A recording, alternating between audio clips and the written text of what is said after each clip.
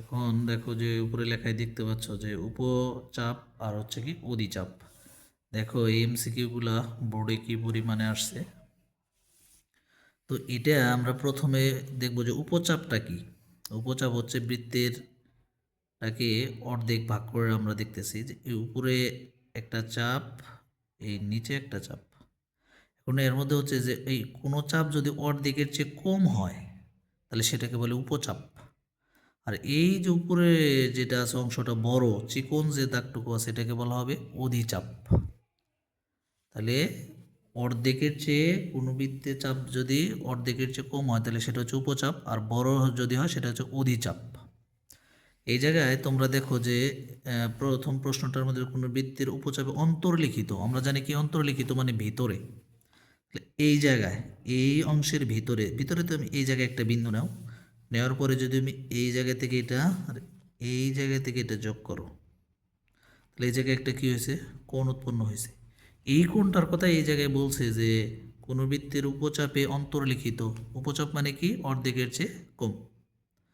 আর তুমি এটাকে মনে রাখতে পারো, উপ মানে হচ্ছে একটা পুরা কোনো কিছুর অংশ, যেমন জেলা উপজেলা, জেলাটা হচ্ছে সম্পূর্ণ একটা অংশ, উপজেলা হচ্ছে জেলার একটা অংশ।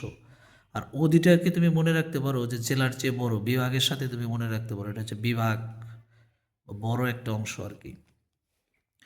তো এই জায়গায় হচ্ছে যে এই কোণটা আমাদের কি, তাহলে অন্তর্লিখিত, এই উপচাপের অন্তর্লিখিত, তাহলে এটা হচ্ছে অন্তর্লিখিত কোণটা আমরা দেখতে, এই কোণটা হবে কি আমাদের স্থূল কোণ। আর যদি এই প্রশ্নটা দেখো যে এই জায়গায় তুমি দেখো যে বলছে যে চাপের উপর দণ্ডায়মান, দণ্ডায়মান যদি হয় তাহলে এই কোণটা আমাদের এরকমভাবে উপরে যাবে, উপরে বা যাবে বা যে কোনো জায়গায় যেতে পারতে। এটা গেলে আমরা এই যে এটা দেখতেছি কত, দেখতেই দেখা যাইতেছে ছোট, এক সমকোণের চেয়ে কম, তাহলে এই কোণটা হচ্ছে আমাদের কি সূক্ষ্মকোণ। এইটা আর বৃত্তের ভিতরে, বৃত্তের ভিতরে আমরা জানি যে বিপরীত কোণ দুইটার যোগফল কত 180 বা 2 সমকোণ, 2 সমকোণ। তাহলে এটা হচ্ছে এক সমকোণের চেয়ে বড় অন্তর্লিখিত, তাহলে এটা হচ্ছে আমাদের স্থূল, আর এটা হচ্ছে আমাদের এক সমকোণের চেয়ে ছোট, এটা হচ্ছে সূক্ষ্মকোণ। এটা হচ্ছে কিসের জন্য, উপচাপের, এটা হচ্ছে অন্তর্লিখিত, এটা হচ্ছে অন্তর্লিখিত, এটা হচ্ছে দণ্ডায়মান। এখন আমরা যে অধিচাপে, অধিচাপটা কি, আমরা এই জায়গায় আমাদের আরেকটা বৃত্ত আছে আমরা নিই। অধিচাপ মানে এটাকে যদি আমরা দুই ভাগে ভাগ করি, অধিচাপ মানে কি বেশি নিতে হবে। তো তুমি ধরো যে এই জায়গায় নিছো আর এই জায়গায় নিছো, এই অংশটা নিয়ে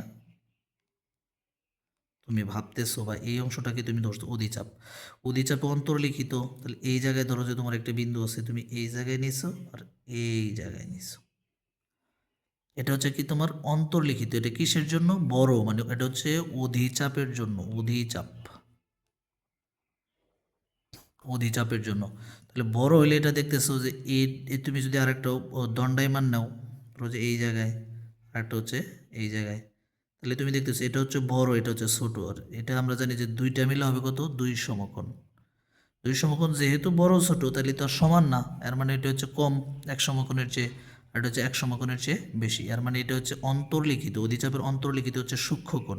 তাহলে দেখো যে এই জায়গায় অন্তর্লিখিত সূক্ষ্মকোণ। আর এই জায়গায় হচ্ছে যে আমাদের যেটা বলা আছে যে দণ্ডায়মান, তাহলে দণ্ডায়মান বলতে কি বুঝাইতেছে, এই উপরেরটা এটা হচ্ছে কই স্থূলকোণ, স্থূলকোণ কই স্থূলকোণ।